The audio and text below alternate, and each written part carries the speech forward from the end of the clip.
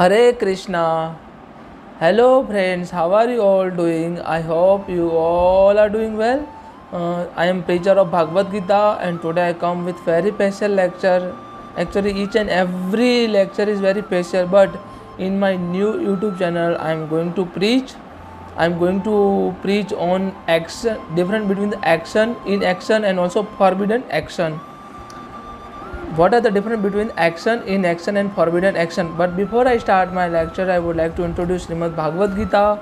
This is Srimad Bhagavad Gita as it is written by S.A. Bhakti Vedanta Srila Mahaprabhupada from ISKCON temple. This is most authentic book and this is the best version of Srimad Bhagavad Gita. And I would say that Srimad Bhagavad Gita is neither religious book nor spiritual book, but in true sense, it's a pure book of the science and humanity. And I am trying to propagate a humanity on the basis of Srimad Bhagavad Gita and trying to morally motivate to those people who are actually frustrated and attempted to commit suicide on the basis of Srimad Bhagavad Gita. Then let's start chapter number 4, Transcendental Knowledge, verse number 16. Verse number 16, chapter number 4. Lord Krishna here said, I am directly reading from Srimad Bhagavad Gita. I am not telling anything which I interpreted. I am only telling directly to you. I am trying to convey directly. Means I am trying to convey directly from Srimad Bhagavad Gita. So listen it very carefully. Kim karma kim akarmati kavyopaya akrata mohita tatate karma pravakshami yaja jana mokshe subata. Here Lord Krishna said about even the intelligence are bewildered in determining what is action and what is inaction. Very intelligent person, the sage of steady mind, the person who is having a very steady mind, that person is it is very difficult for even for that person, despite of he has a steady mind, to determine what is action and what is inaction and also what is forbidden action. Now I shall explain to you what action is, knowing which you shall be liberated from your all misfortune. Means if you come to know what is action, then you will surely get liberty from your all kind of misfortune, your all kind of wrongful activities or sinful activities. And Krishna said in verse number 16, chapter number 4, Lord Krishna further said, कर्मणो हि अपि बद्धो व्यायाम च विक्रमण्यः अकर्मण च बद्धो व्यायाम गणा कर्मणो गतिः. Here Lord Krishna said, verse number 17, the meaning of this verse is, the intricacies of actions are very hard to understand. It is very difficult to understand the intricacy of action. Therefore one should know properly what action is. Therefore one should know about what action is, what forbidden action is, and also what inaction is. One must have to know what is action, what is inaction, and what is forbidden action, because the element of action is very difficult to understand.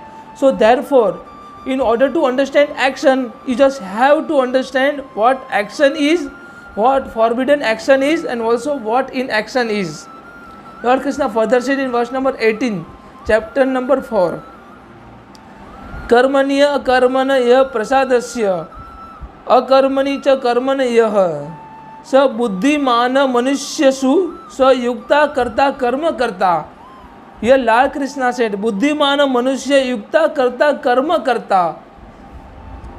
The meaning of this verse is, one who see in action, inaction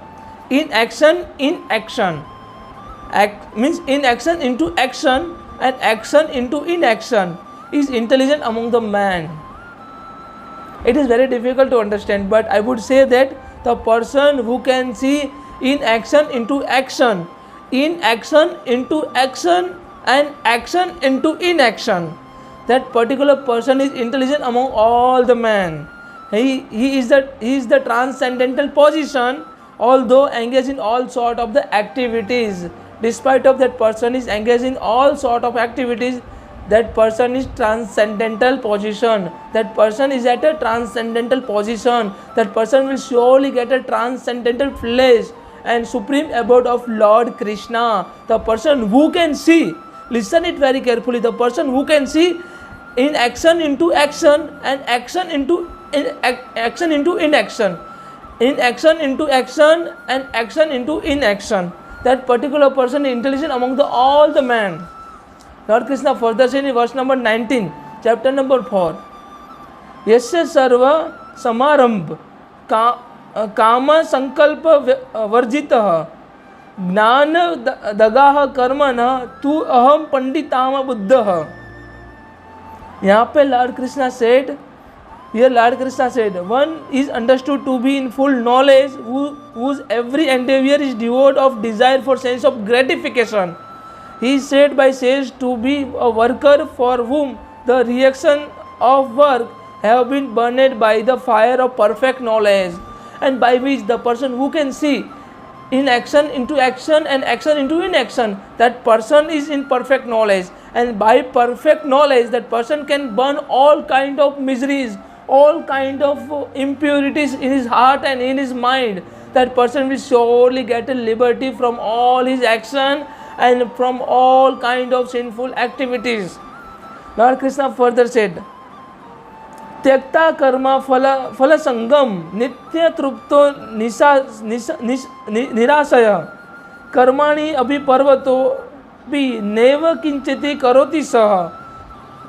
Lord Krishna here said, abandoning all the attachment to the result of his activities. Listen it very carefully. Krishna here directly stated, abandoning all attachment to the result of his activities, ever satisfied and independent, always satisfied and independent, he performed no fruit of action, although engaged in all kind of undertakings. However, that person is doing all the work for the society, all the work for his people, for all the work for his family. Despite of these things, the person who is not doing anything abandon all kind of material attachment, material favor or material attachment, and all kind of even means I would say that all kind of material desire as well. The particular person who is abandoning all kind of material attachment to the result of his activities, that person is in transcendental position. That person will surely get all kind of love from Lord Krishna, and also surely get a supreme abode of Lord Krishna. Lord Krishna further said, निराशिर यत् चित्तात्मा त्यक्ता सर्व परिग्रह शरीराम केवलम कर्म कुर्वन् नपोदति किबलिशम. Here Lord Krishna said, verse number 21, such a man of understanding act with mind and intelligence perfectly controlled. Listen it very carefully. Such a man of understanding acts with a mind and intelligence perfectly controlled, gives up all sense of proprietorship, over his possession, and act only for bare of necessity of the life, thus working, he is not affected by sinful reaction. That person will never affected by sinful reaction. Despite of that person is indulged in the sinful activities, the person will never engage, that person will never affect by sinful reaction, sinful action. Lord Krishna further said in verse number 22, यद्र चा लाभ संतुष्टो द्वांद्वतीनो विमस्तरः समः सिद्ध असिद्धु च कृत्वापि न निबध्यते. Here Lord Krishna said, he who is satisfied with a gain which comes of his own accord, the person who is self-satisfied and always satisfied with whatever gain with his own accord, and who is free from the duality of life and does not envy, who is steady in both success and failure. Listen it very carefully. The person who is steady in success and failure is never entangled. That person will surely never entangle all the performing all the action. That person is performing all the action. That person will never entangle in his life. The particular person will never get any kind of deviation in his life and always do his niskam karma. Lord Krishna further said, गत संघास्य मुक्त्वा ज्ञान वशिष्ठ चेतस यज्ञ आचरत कर्म समग्र प्रविलीयते. Here Lord Krishna said, meaning of this verse number 23, chapter number 4, the meaning of this verse is the work of man who is unattached to the mode of material nature, three mode of the material nature, Rajas, Tamas and Sattva, who is fully situated in transcendental knowledge, who is fully situated in the transcendental knowledge, merge entirely into the transcendences. I would say, Lord Krishna here said, the particular person, a work of a man who is unattached to the three mode of the material nature, Rajas, Tamas and Sattva Guna, when who is fully situated in transcendental knowledge, the particular person who is situated into the perfect knowledge, transcendental knowledge, the particular person is self-realized, and for self-realized person there is nothing, for that particular person nothing need to know, because that particular person is already self-realized and he has having a transcendental knowledge. So he doesn't need to know anything, because he has already situated, he has already reached to the transcendental form of Lord Krishna, and he will surely get free from all kind of attachment in his life. So this is all about what kind of action we should have to do, we should have to perform, and what kind of inaction and what kind of forbidden action we have to perform. So we just have to renunciate all kind of result of our action, of our work without any attached. We just have to perform our prescribed duty. We are not doer of anything. We just have to perform our prescribed duty without being attached.